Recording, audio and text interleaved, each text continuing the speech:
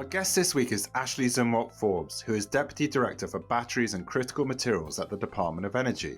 Before joining the DOE, Ashley helped finance, acquire and sell mining projects around the world. She started her career working on drilling rigs for Exxon Mobil after studying petroleum engineering at university. In this interview, which was filmed at the Benchmark Week conference in Los Angeles in November, she talks about the DOE's role in supporting the battery supply chain, how the US can compete with China in the long term, and why she's bullish on US lithium. Ashley, thank you very much for setting aside some time to speak to us. It's really great to see you again. Now, I've been lucky enough over the course of the year to see you speak at a few events, heard a bit about your story, what you've been doing in the space. I wanted to start off a bit around your journey to sort of get to what you're doing today. I understand you were working a lot in sort of clean energy, mining, acquisitions, financing, that side of things. Talk to us maybe a little bit about the differences that you found or how you made that move to the public sector and some of the differences you found in assessing assets and the type of projects that you're involved with. Yes, so fascinating question. Wonderful to be here. Thanks so much for inviting me. Look, so you're exactly right. My background is very much private sector, very heavy resources. So my original background is actually oil and gas. I'm a petroleum engineer. My first job was working on drilling rigs for Exxon Mobil, which I loved. Transitioned into the mining space, and specifically more into the mergers and acquisitions space, raising money, buying assets, selling assets, doing IPOs, etc. The weirder and more wonderful, the better. My last gig before making the transition was as senior advisor to Metals Acquisition Corp, which was a metals and mining SPAC focused on buying an asset in the electrification space. We ended up buying CSA, which was an operating copper mine in New South Wales from Glencore. Took the full 2-year clock, and the team is amazing. I don't know that I will sign up to do the SPAC journey again, but it did turn out really well. It's an actively publicly traded company, MTAL, metal without the E. Really love the team there and I'm proud of what they've done. I stayed on for 6 months post-DSPAC and then transitioned to the government. So not a logical jump. I fully appreciate people are always asking me like, what are you doing? Like what happened? So the impetus of originally this role is the Bipartisan Infrastructure Law and Inflation Reduction Act were passed. And all of a sudden, the Department of Energy was tasked with, originally they were effectively funding R&D efforts and really on the earlier side of tech. With the passage of that legislation, they became an infrastructure fund. The office that I sit in is the Office of Manufacturing and Energy Supply Chains. They have $20 billion to deploy into the clean energy supply chain. And so I was originally approached about the role specifically to steward the batteries and critical materials efforts. And I got really excited about it. My mom is a 44-year civil servant herself working for the Department of Defense. I've always loved the idea of trying to give back to my country. And this was the first opportunity that I really thought, like I have a very specific skill set. Like this could be it, I could really do good and like help the country. So threw my hat in the ring and ultimately got the job. So started January 15th of this year and specifically have been stewarding a few different efforts, specifically around non-dilutive equity, so grants, and tax credits. Again, specifically focused on critical materials and batteries. My kind of big program this year, just over a month ago, we announced just over $3 billion in batteries grant funding. And that's from critical material processing all the way through cell to pack manufacturing. 25 selections. I am extremely proud of the selections we made. The process of diligencing a company and diligencing a project, is no different public sector versus private sector. Public sector, you're less worried about returns, obviously, because they're grants. You're not getting the money back. But what you want to ensure is that every project you're funding, they're able to stay in operation long term.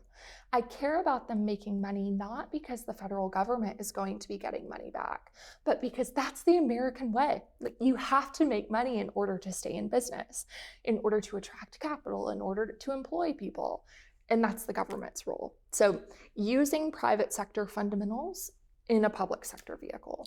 Yeah, well, I'm going to come back and definitely want to talk more about that need to make money, because I think there's a lot around that. But I want to ask, in that huge amount that you've done over the course of the past 12 months, can you talk us through some of the considerations, the challenges, how you've found that assessment from, as you say, maybe private to public as a slightly different focus on where you place that money, but equally I think it's maybe required you to work across such a breadth of the supply chain, so many different considerations. I think people often think about this as one supply chain, and we always emphasize at Benchmark, this is dozens of supply chains, right?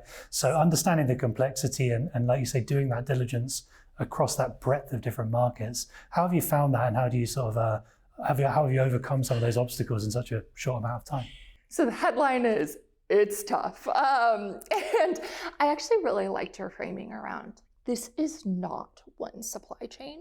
And that's what's so challenging about the battery ecosystem is there are dozens of supply chains that you really need to be focused on that flow into the realm of lithium-ion batteries or energy storage. And, from my perch, I have a limited amount of capital, right? And so there are a limited number of, quote, chips that you can put on the table.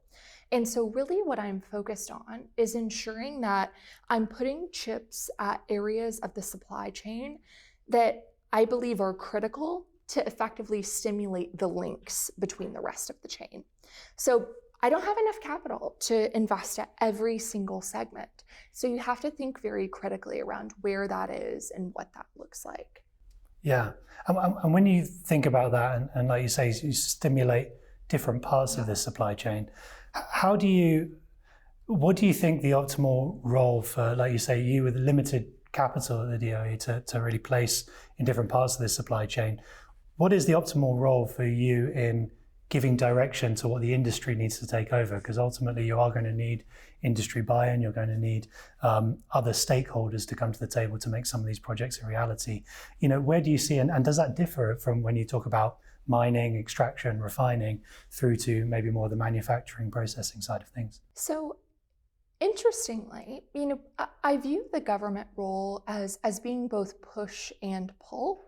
And so the way the Department of Energy works for releasing capital opportunities, we work with funding opportunity announcements. So FOAs, very exciting acronym. And within each FOA, we have specific areas of interest that we, the government, are saying, we're interested in deploying capital into these areas. You can apply and go through the competitive process. But if we don't have an area of interest focused on your juncture of the supply chain, there's not an opportunity to apply. And so that's really the signal that we send out in order to show where we view the critical links, where we're interested in deploying capital. I think the other segment that is potentially less talked about, but absolutely just as critical would be the tax credits. So if you think about things like, for example, the 30D tax credit, and really the pull that we're establishing for OEMs to relocate supply chains out of foreign entity of concern jurisdictions. So foreign entity of concern being China, North Korea, Iran, and Russia. And if you couple both of those hand in hand, you can see how the government does have a capability to ensure that we're getting the right players in the room, that we're investing in the areas that we're interested in, and that we're stimulating areas that we believe will increase linkages in the future. Absolutely. I'm curious as well, even if we just think about what you've done since January and how much the market has changed. How do those assessments of where in the supply chain you really do need to focus your capital, how flexible are those, and how do they move in response to what's happening in other parts of the market. You talked about the need for these projects to make money, and of course that's particularly challenging for a lot of the raw material projects at the moment with what's happening and some of the oversupply that we're seeing out of parts of the world like China. How do you counterbalance, what might be happening in other countries to make sure you're placing capital most optimally? Look, so this is the question, right? And it's particularly understanding how to benchmark what countries like China are doing against our operations. So to illustrate that point, and specifically the challenge that we face in trying to determine what competitiveness even looks like, is if you look at China, no one is a monolith. Like there are differences across the spectrum, but far and away they're largely vertically integrated. They're largely kind of profit agnostic, and so they don't have a supply chain like we do that is chopped up into multiple different segments with margin stacking at each piece. We care deeply what LME pricing is because miners need to be able to make money off of those benchmark prices. In China, it flows through on a cost plus basis, right? Additionally, if you're looking at purchasing raw materials, again, we care deeply what these benchmark prices are because the consumers need prices to be as low as possible in order to try to compete with China. And so the data around what those cost profiles are at these various junctures of the supply chain. So for example, sulfate, PCAM, CAM, like each juncture of the supply chain, what does that look like? What does good look like? Does anyone know? Like, where are these contracts? And so it becomes not a game. I'm going to use the word game, but I know it's not a game, but it very much becomes a game of, okay, so we know China very much dominates these supply chains. What does good look like for us? And how do we ensure that we're building an industry that can be competitive long term? I think some of the things that you can look at as proxies would be, do you have existing offtake agreements? What is the structure of those offtake agreements? Are they cost plus? Are they on some benchmark pricing? What is your estimated cost structure? Like, what's your difference between cost and price? How do we get comfortable that that won't become inverted and this factory closes on day 2 because you have a negative margin?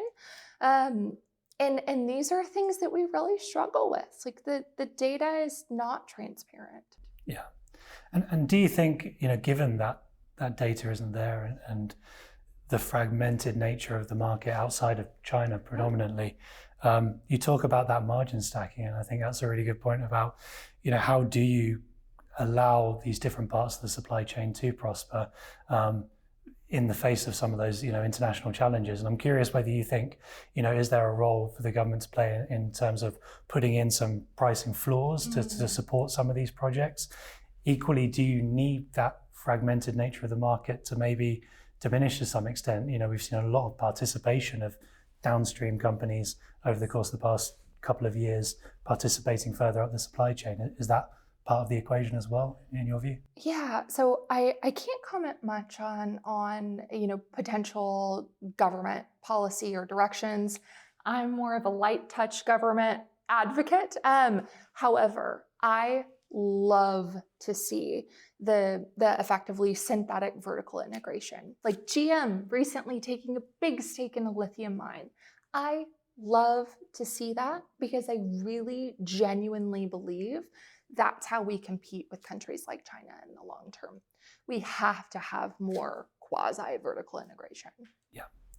And you mentioned about the need to be competitive as well. And I'm curious about, what are your thoughts about where the US is best situated to be competitive? Maybe not necessarily in specific markets, but I think a lot around some of the developing technologies around this sector and some areas where China may not be dominant today, as it is in many parts of the supply chain.